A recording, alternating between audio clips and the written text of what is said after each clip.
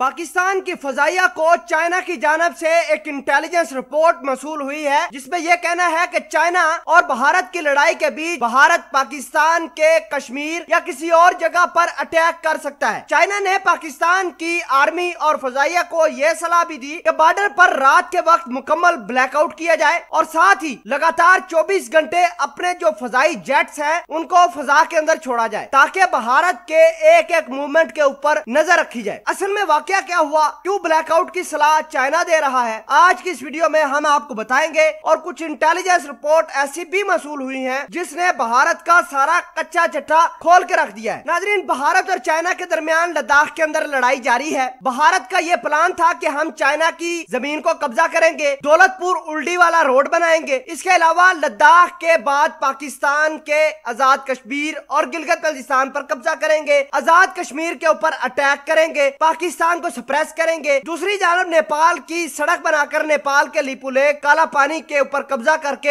हर तरह से अपने आप को सिक्योर कर लेंगे। लेकिन चाइना ने एक ऐसा खेल खेला कि भारत का सारा कच्चा चिट्ठा दुनिया के सामने आ गया। भारत ने अपने 20 फौजी मरवा लिए, लेकिन भारत को अकल ना आई। भारत अब करने क्या वाला है, चाइना से मार खा चुका है, नेपाल की तरफ जाता है तो वहां पर मार खाता है। अब इन्होंने पाकिस्तान के अंदर साफ टारगेट ढूंढना शुरू कर दिए हैं। कराची के साहली इलाकों, गवादर के अंदर और इसके अलावा चोलिस्तान के रेगिस्तान और सरहदी इलाकों में भारत एयर स्ट्राइक कर सकता है। चाइना ने पाकिस्तान को ये तमाम तर खुफिया मालूमात दी हैं कि पाकिस्तान के किसी भी इलाके पर भारत अटैक कर सकता है, सीपैक पे अटैक हो सकता है। चाइना और पाकिस्तान ने जो मिलकर स्कर्दू के अंदर एक एयर बेस बनाया है, भारत उसके ऊपर स्ट्राइक लॉन्च कर सकता है। बहरहाल चाइना ने सीपैक, गिलगित बल्तिस्तान और आजाद कश्मीर को मुकम्मल तौर पर सिक्योर करने के लिए स्कर्दू एयरबेस पर अपने J-11 जैसे खतरनाक फाइटर जेट तैनात किए हैं। उसकी मदद करने के लिए पाकिस्तान ने J-F-17 थंडर, F-16 जैसे खतरनाक जहाज भी तैनात कर दिए। नाजरीन इकरामी, दूसरी जानब भारत पाकिस्तान के खिलाफ एक और हर्जा सराई शुरू करने के लिए तैयार है। अमेरिका को लगातार उकसा रहा है और इजराइल को लगातार उकसा रहा है कि वो पाकिस्तान की गवादर के ऊपर किसी तरह का मंसूबा बनाकर गवादर को नुकसान पहुंचाए। बहरहाल चाइना और पाकिस्तान वहां मिलकर एक जंगी कंपाउंड बना रहे हैं जो पूरे के पूरे गवादर की हिफाजत करेगा। एक और बड़ी खबर, रा ने